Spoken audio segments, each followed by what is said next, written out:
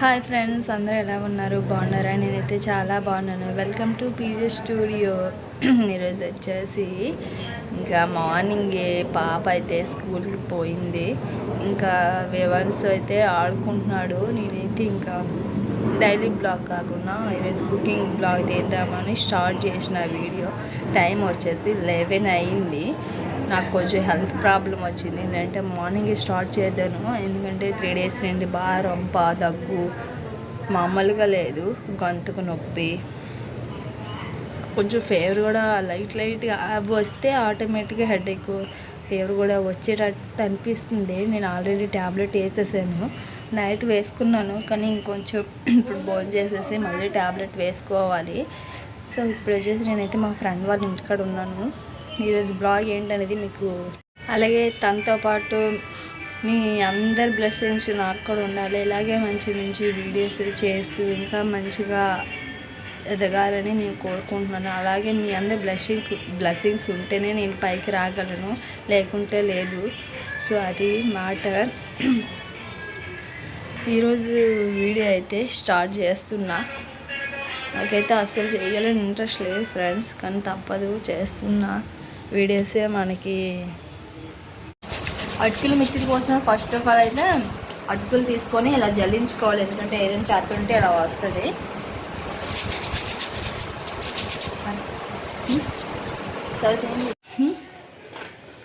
అటుకులు మిర్చిలోకి కావాల్సినవి పల్లీలు, దాలపప్పు, కరివేపాకు, పచ్చిమిర్చి తీసుకోవాలి. ఆయిల్ బాగా హీట్ అవ్వాలి, లేదంటే అవి మెత్తగా అయిపోతాయి. ఒక్కొక్కటి మనం ఫ్రై చేసుకుందాం. చూపెట్టు. ఫస్ట్ పల్లీలు మొత్తం వేసే కన్నా నేను ఆయిల్లో పెట్టి ఇలా ఫ్రై చేసుకుంటున్నాను.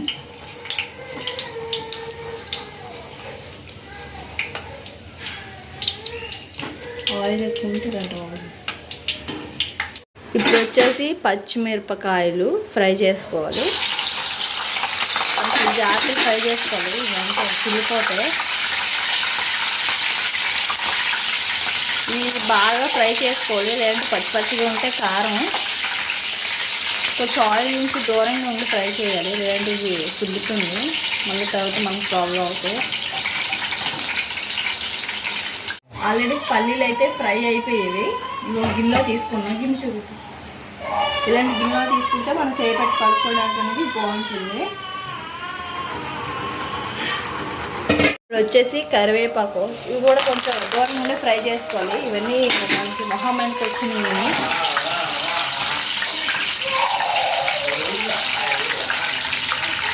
కావాలి అనుకుంటే జీడిపప్పు, అది కిస్మిస్ అవి కూడా ఫ్రై చేసుకొని వేసుకోవచ్చు, కానీ నాకు తీపి ఎక్కువ ఇష్టం లేదని నేను ఓన్లీ వీటితోనే ఫ్రై చేస్తున్నాను. ఇంకా 1 స్పూన్ ధనియాలు, 1 స్పూన్ జీలకర్ర, 1 స్పూన్ షాజీరా, పసుపు,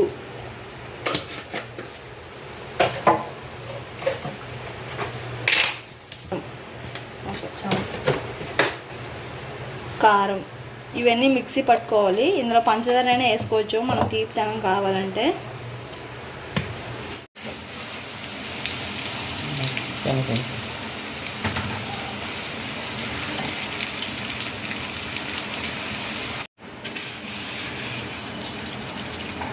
లాస్ట్లో అయితే అటుకులు వేపుకుంటున్నాను నేను.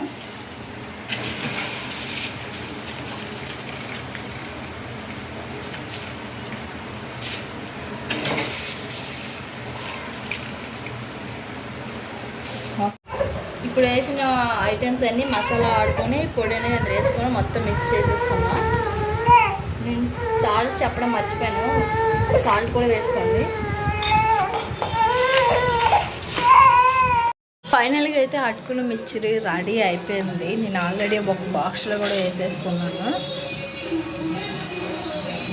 కొంచెమే చేశాను, ఎందుకంటే అటుకులు కొంచెమే అయిపోయేవి. ఈసారి మొత్తం క్వాంటిటీ చేస్తాను ఎక్కువగా. లైట్గా ఉన్న వేస్ట్ అయిపోతున్నాయి, ఏ స్నాక్స్కైనా పనికి వస్తాయి కదా, నేను ఇంకా చేశాను. కానీ సూపర్ అయితే వచ్చింది. ఒకసారి మీరు కూడా ట్రై చేయండి. ఈ బ్లాగ్ అయితే ఇంకటితో ఎండ్ చేస్తున్నా. మళ్ళీ మంచి బ్లాగ్తో మేము ముందుకైతే వస్తా.